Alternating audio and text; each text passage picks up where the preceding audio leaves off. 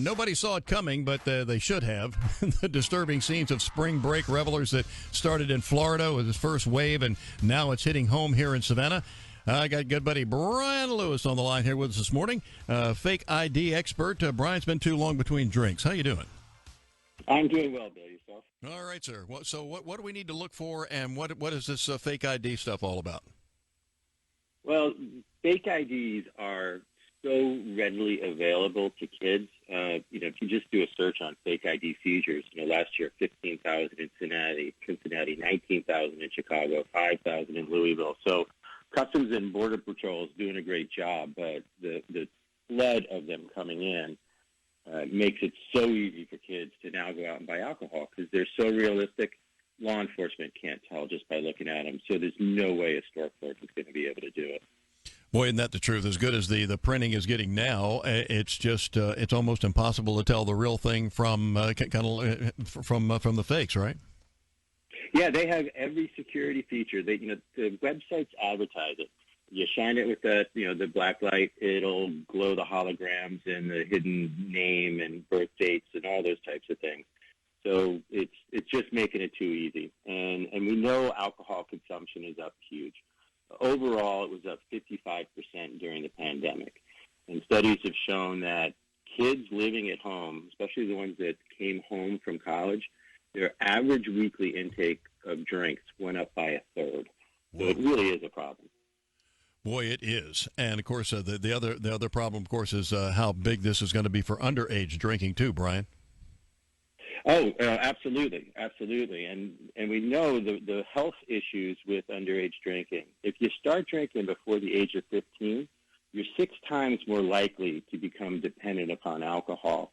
In addition to it leads to a little more sexual promiscuity, multiple partners, brain damage, and alcohol is the number one contributor to the 3 leading causes of death amongst teens, which is accidents, homicide, and suicide.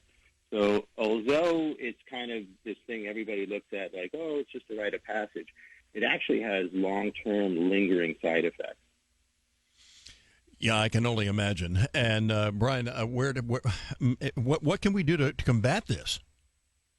Well, I think typically the more you talk to your children about the impacts of it, every study shows this, the more parents are involved and speak to their children, the better off they are in terms of keeping them from beginning to abuse any kind of substance. Mm-hmm. And the other thing is we know that depression is up amongst kids, being taken away from, normal social interactions. 46% of parents have said that they've noticed new or increased mental health conditions with their kids. That's one of also the leading drivers of substance abuse. So I think we need to be especially observant of, what our kids are doing during the pandemic and watch for these signs. Talking with Bryan Lewis, fake ID expert, and Brian, I know that this is we've got to get kids back in school, and this is a warning to everybody. No telling what the long-term effects of this is going to be. Yeah, it worries me definitely. What the effects of this will be, both social effects as well as learning, and where does it put us relative to the rest of the world, which many of them are back in school. For sure. Brian, thanks for bringing this to our attention today. Where do we go for more information? If you Georgia, just do Georgia underage drinking. There's a lot of information on the state website. Just watch for, I just also say watch for strange packages coming home.